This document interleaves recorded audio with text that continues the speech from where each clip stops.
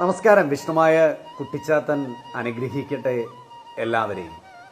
ഏത് വേനലും നമുക്ക് മറികടക്കാനായിട്ട് സാധിക്കും.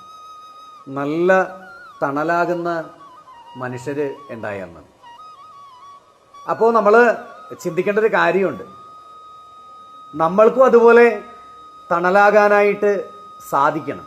മറ്റുള്ളവരുടെ കാര്യങ്ങളിൽ നല്ല കാര്യങ്ങൾ ചെയ്യാനും അവരുടെ ദുഃഖങ്ങളും ദുരിതങ്ങളുമൊക്കെ മനസ്സിലാക്കിയിട്ട് അവർക്കും നല്ലത് ചെയ്യുവാനായിട്ട് സാധിക്കണം.